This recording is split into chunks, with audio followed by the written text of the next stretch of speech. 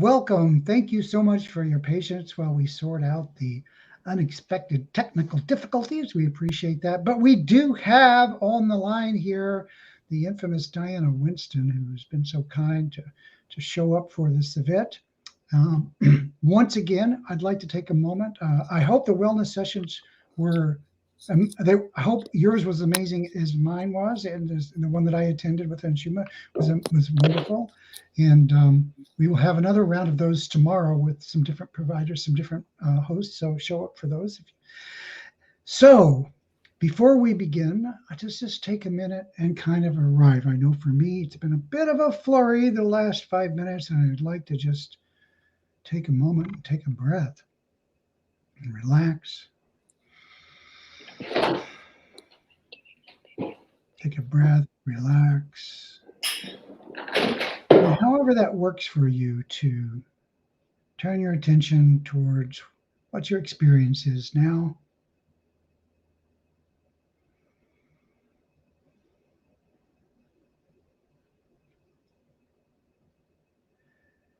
And put the rest of your activities just for a little while we listen to what Diana has to say coming up. Pressing pause on the flow of events in our life.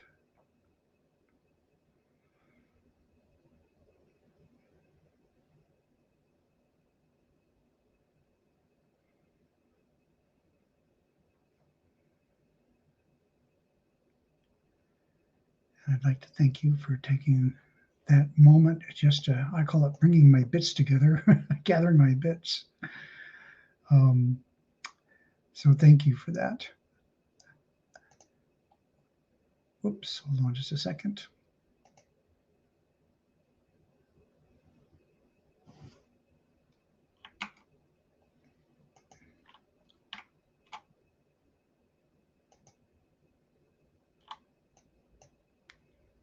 I am having computer problems again. Somehow we've hit the computer odd zone.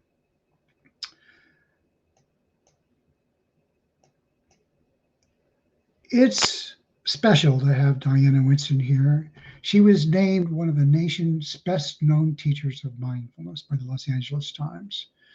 I mean, if you go search on the internet for mindfulness, you're going to find videos and recordings and writings and books by Diana Winston. And she embodies a lot of wisdom and grace and experience in her work. She's the director of the UCLA Mindfulness Awareness Research Center and the author of several books, including The Little Book of Being, Practices and Guidance for Uncovering Your Natural Awareness. That book has some really cool stuff in it. She calls it glimpse practices, which is one of my favorite things to take away from her work. She's developed the Mindfulness Awareness Practices MAPS curriculum and the Training in Mindfulness Facilitation, which trains mindfulness teachers worldwide. And I know some of you might be interested in checking it out.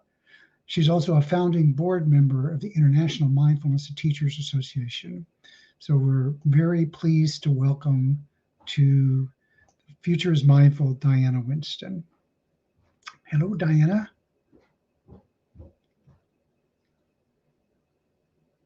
Give her a moment. Hi, everybody. I think I'm on here. You are. That's great. I so apologize. The video, we couldn't get the video to work. So you're getting the audio. And yes. I hope coming that's in loud okay. and clear. Loud Okay. and clear. Okay, I'm going to step away and thank you again. Sure. So hello, everybody. I hope it's been really amazing. I'm sure you've had such a great opportunity with this conference, and I'm looking at all this interesting technology to help you connect. I'm hoping that that has been worthwhile for all of you. I wanted to talk a little bit about this issue of cultivating, well, primarily resilience and compassion and awareness in these difficult times. And how do we do this for ourselves, especially when I'm guessing most of you have very intense jobs with very high demands? And obviously, you're here because you're interested in mindfulness, and many of you are mindfulness practitioners. But how can we really? I want to take some time to examine this whole question of self-care, compassion, resiliency. Thomas Merton The Trappist monk and Catholic mystic said, there is a pervasive form of contemporary violence to which the idealist most easily succumbs: overwork. To allow oneself to be carried away by the multitude of conflicting concerns, to surrender to too many demands, to commit oneself to too many people, to want to help everyone and everything is to succumb to violence. The frenzy kills the root of inner wisdom, which makes work fruitful. So he said this about 60 years ago or so, way before internet, email, blogs, media, cable stations, cell phones, and so on, and COVID. So what I see, and this is within. I mean, I know all of you come from different backgrounds. You have different areas of expertise. I do know for sure that we're burned out, that most of us are exhausted and burned out, whether or not you're on like the front lines with the pandemic, whether you are affected by it in some way. We're dealing with loss and grief and uncertainty and anxiety. And for those of us who have a practice, this is the time when that practice is coming in handy so profoundly. And I sort of make the joke that the mindfulness industry is now booming because people need it more than ever. People are exhausted and overwhelmed.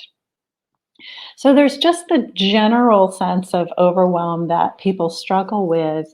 And then and it's the pandemic has amplified it, and that's on top of the existing issues that we already had, which is, people don't take vacation times. We have the United States, I know it's something maybe international, but we have the lowest number of vacation days in the developed world, about 12 compared to 5 to 6 weeks in Europe. There's a huge trend of people not taking the vacation days. It's not just in the United States. In Japan, there's a famous concept called karoshi, which is death by overwork. Just for your information, FYI, medieval peasants worked less than the typical work week for most people. So what I'm interested in is how can we begin to find a place of self-care and replenishment and resilience to be available for our professional life, but not just our professional life, our families, for parts of ourselves that we want to include, that we want to bring into, that maybe we put aside because we don't have enough time. So we might ask the question, like, why? Why am I overworked? And this session may appeal more to people who are having these feelings, and that maybe not everybody is. But obviously, for some of us, we don't have a choice. This overwork and exhaustion and lack of resiliency and depletion may come from an overwhelming amount of responsibility and financial need and so forth. So sometimes it's just, this is it. We don't have a choice. Sometimes there's other issues underneath it that underlie it. For instance, a sense of identity. I'm the only one who can do this. I don't want to lose control. Being helpful or having this profession is my identity. It's how we may have a sense of getting meaning.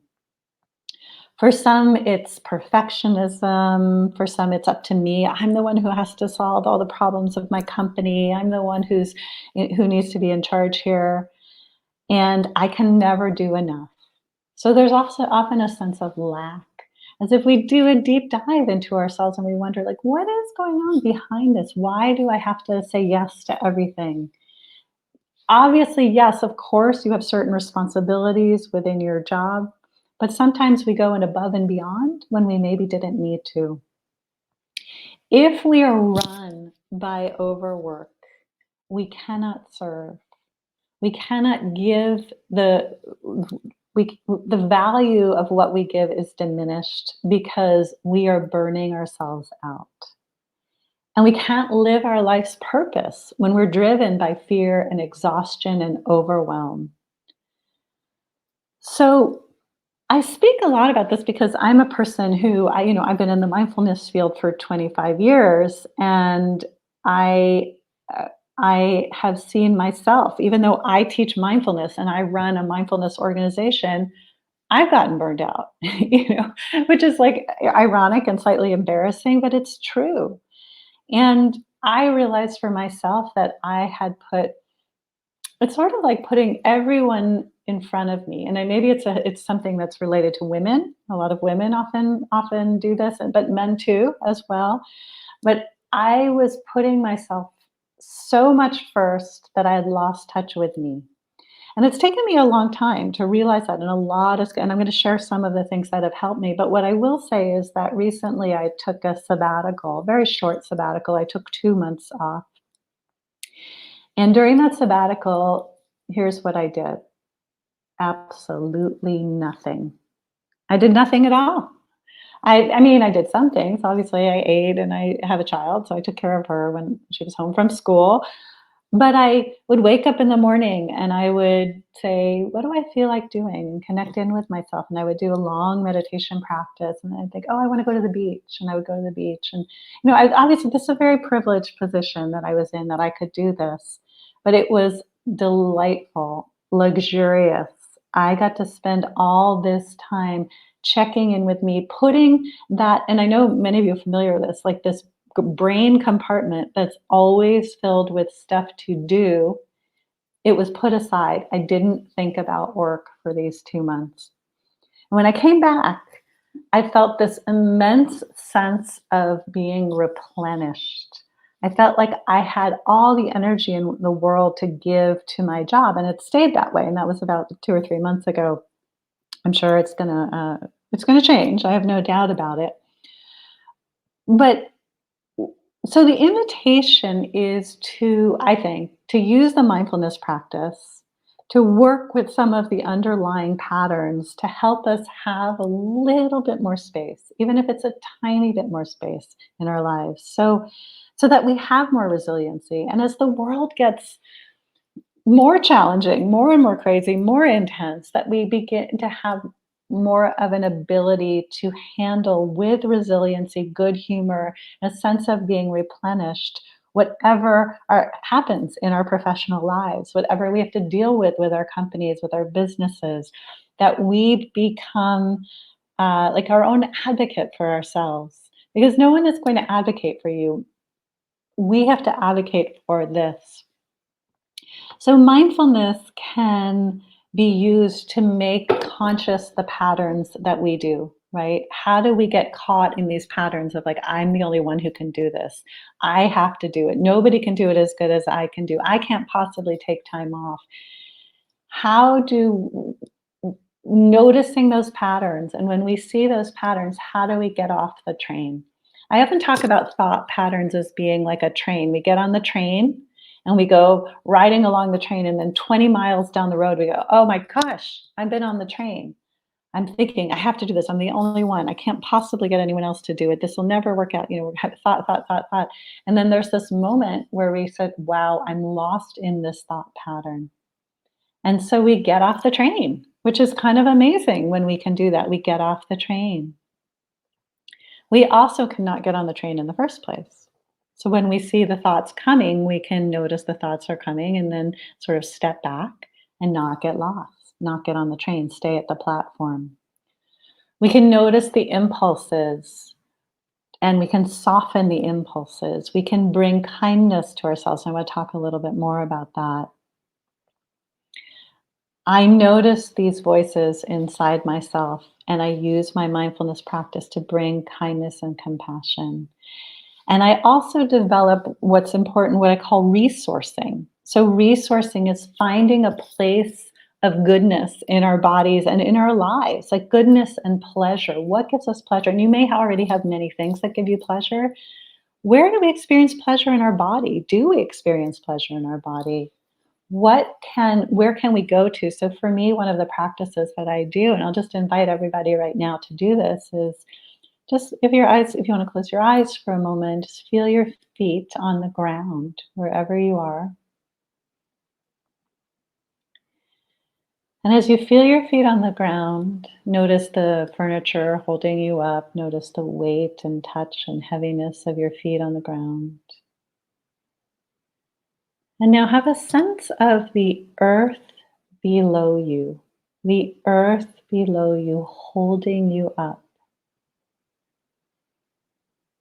And you might have a sense of the goodness of the earth, the way in which life emerges from the ground beneath our feet, and feeling the support and the connection. And take another breath and settle into that a bit. Some people even imagine that they're a mountain or they're sitting within a mountain. The peak of the mountain is right in our abdomen. You can feel that. Just rest and settle. Notice what it feels like. So let's come back. If your eyes are closed, just come back into out of the meditation. Simple, short practices in the midst of our day can help us find our resources, which can then help replenish us so we're not running on empty, so we're not overloaded. So as these, these challenging times, they may get worse. And we may have to be leaders for many, many individuals. And I know it's fairly obvious and people talk about self-care all the time, but it's like it actually the rubber really has met the road in my opinion right now. We have to do this. So when we another piece is to pay attention to how we do things, right? The means justifying the ends, or the the means and the ends are linked. I don't agree with the means justify the ends just justify sorry, the ends justify the means, sorry. But I think the ends and the means need to be linked. And Thich Nhat Hanh, the amazing teacher who passed away in the last few months, he always called this being peace. And I think there's something about who we are as a leader and how do we live and what do we model and how does this modeling impact everyone and everything we touch, whether it's our families, whether it's the people who work for us, our colleagues, clients. AJ Musty, the peace activist, said, "There is no way to peace. Peace is the way." Can we be an embodiment of peace through our practices, or are we caught in, if I just work another hour and get this done, then I can have peace? It's always like the mindfulness sort of disappears. Where is the mindfulness when it's about into the future? Part of the answer, in my opinion, is to address the what may be a deficiency behind our behavior. That there is an absence of self-love and self-compassion. And some of you may be familiar with the mindful self-compassion community and all of the teachings there. But self-compassion is this combination of care for ourselves, coupled with sort of doing practices that, like, such as loving kindness practice and compassion for ourselves, as well as mindfulness practices, as well as recognition of our shared humanity. There's a beautiful quote. People usually think it's very, very selfish. I want to read you this quote, and this quote is also from another wonderful teacher who passed away recently, Bell Hooks. And she says, "When I talk with friends and acquaintances about self-love, I was surprised to see how many of us feel troubled by the notion, as though the very idea implies too much narcissism or selfishness. We all need to rid ourselves once and for all of misguided notions about self-love. We need to stop fearfully equating it with self-centeredness and selfishness. Self-love is the foundation of our loving practice. Without it, our other efforts to love fail." Self-love is the foundation of our loving practice. Without it, our other efforts to love fail. So people often think, oh, this is a waste of time. I'm running this big corporation and I don't have time and space to practice self-love. And by the way, it's selfish. I need to take care of everybody else. And the fact is that just as she's saying, it's the foundation that through through finding ways to be more loving to ourselves, we are going to have more to give. It's this idea of replenishing, filling ourselves up, having space. And what is it that we need to do that to have space? And it's going to be different for everyone. Here's a little story. A man observed a woman in the grocery store with a 3-year-old girl in her basket. As they passed the cookie section, the little girl asked for cookies, and her mother said no. The little girl immediately began to whine and fuss, and the mother said, "Now, Monica, we just have half the aisles left to go. Don't be upset. It won't be long now." Soon they came to a candy aisle, and the little girl began to shout for candy. When told she couldn't have any, she began to cry. The mother said, "There, there, Monica, don't cry. Only 2 more aisles to go, and we'll be checking out." When they got to the checkout stand, the little girl again began to cry because she wanted gum. Then she burst into a tantrum when she heard she couldn't have it.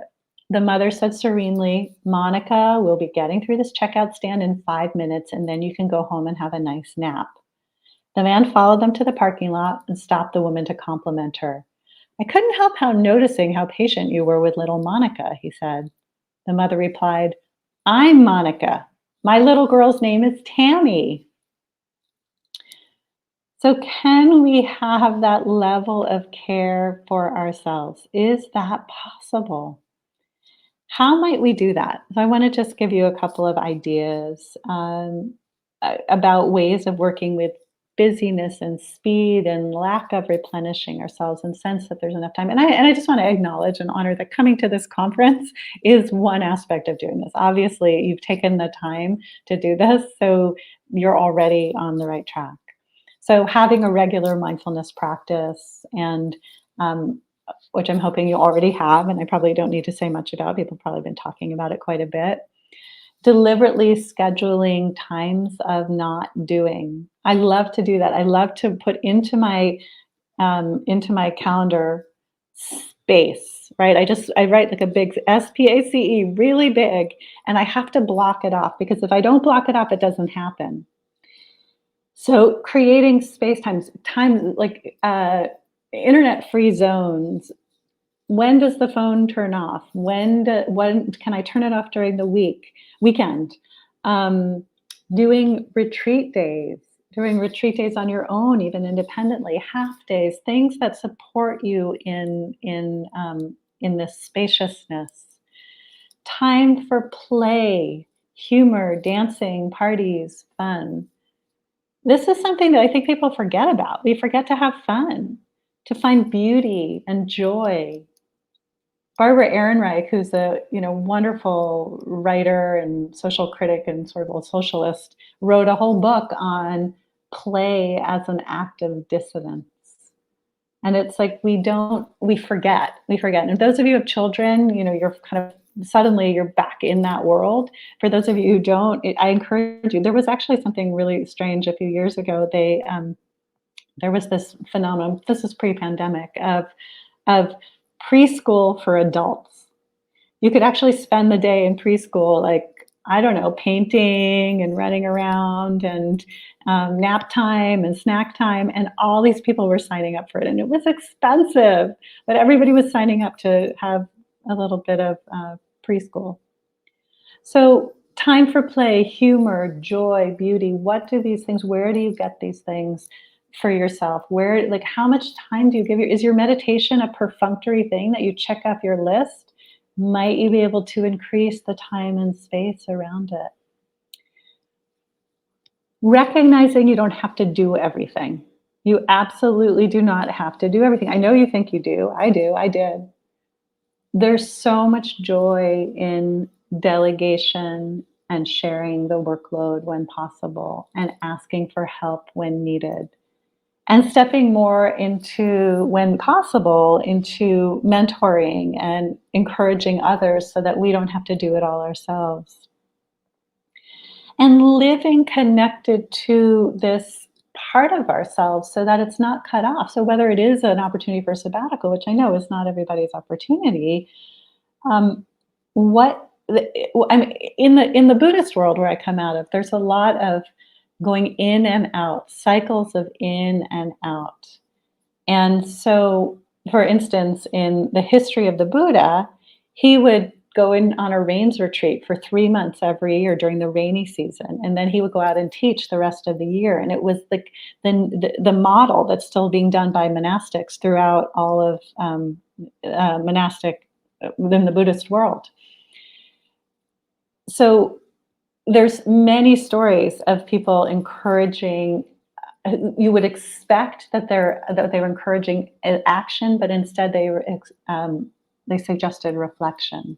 So, for instance, in the history of Gandhi, there's this wonderful story. Before Gandhi came up with the Salt March, they were asking him, "What should I do? What should we do? What's our next strategy to help get the British out of India?"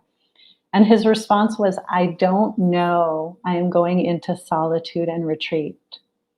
And he spent the next month, I believe, in a meditation retreat on his own, and then came out and he said, "We're going to march to the sea in protest." And of course, for those of you who know Indian history, this was one of the pivotal moments in the Quit India movement. And it came out of his meditations. It didn't come out of him like strategizing and figuring it out. Thich Nhat Hanh, there's stories where people were saying, "Let's go do activism." And he'd say, "No, no, I want you to go to the beach instead." And these are wise people who really understand these cycles of inner and outer. So I just want to encourage that in your life. Last things I want to say, well, maybe just a little tiny bit more. It's when we imagine that we have a bathtub, and that bathtub is filled with what fills us up, right? And so imagine like I'm just trying to think of a good analogy here, but oftentimes our bathtub is really low. There's very little water in it. We have no ability to give to others, yet we're expected to give from a place we're expected to we're expected to share the water when there's only a tiny bit in there.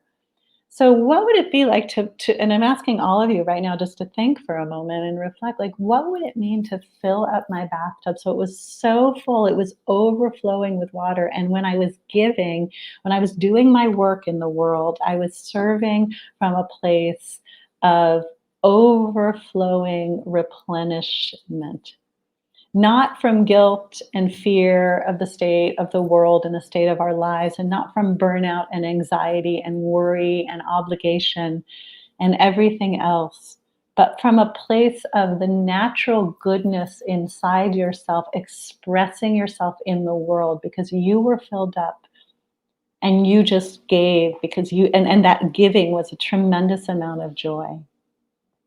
So I'm asking you right now to imagine it. And I'm going to take a moment for all of us, if you are willing to close your eyes and just take a pause and hearing all my words. And I'm hoping they resonate with at least some of you.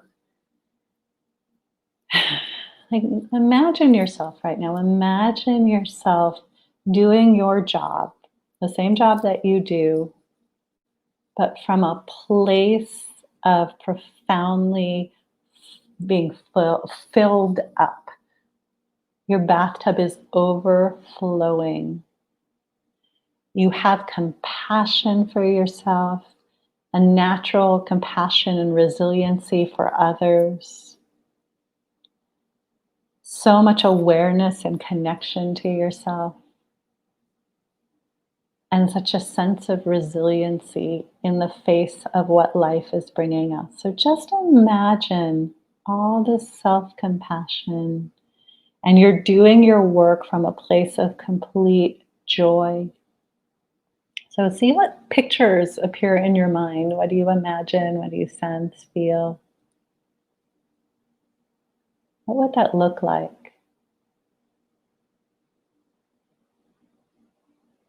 And now feel into your body right now and notice what your body feels. And is there joy? Does it feel spacious, ease? Does it feel scary? Does it feel impossible? Are you feeling skeptical? Like, what are you feeling right in this moment?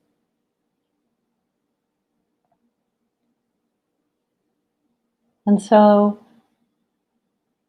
If you could live in the way that you want to live, so this is our imagination. I know it may not be possible, at least right now. Just imagine what it would look like a little bit more, a little bit more detail, how I would be serving, how I would be feeling, what my job might look like.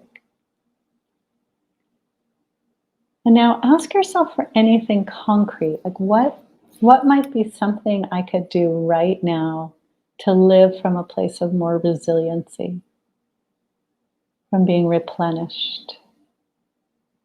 And it could be very simple. It might just be like, I'm not meditating every day. I want to do that now. Or I'm going to try to delegate a little more. Or I'm going to take a break on Saturdays and not work. What do you need to do? What's something concrete?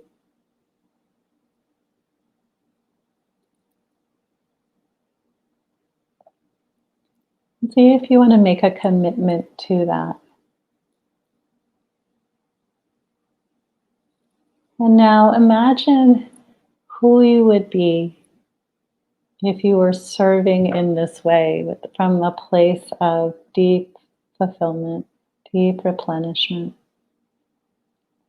And we can imagine that the bathtub overflows and just reaches out to all these people. And inside, you can even imagine a bathtub right now. Inside the bathtub is just filled with compassion and care.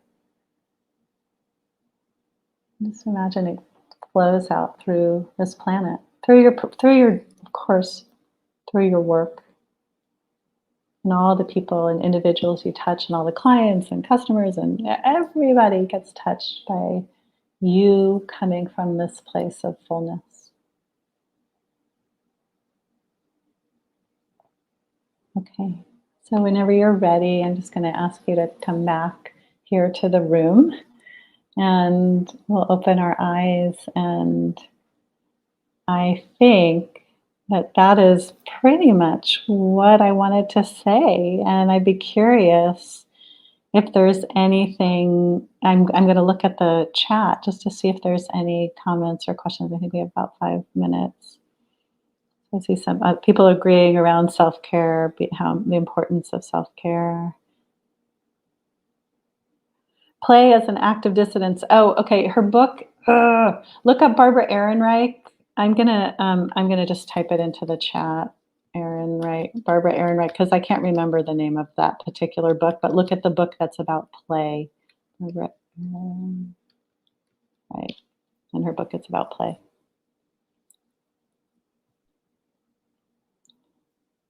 Oh, it was stressful, Jan. Jan is saying that she thought we're not so freaked out. I'll tell you why I was not super stressed.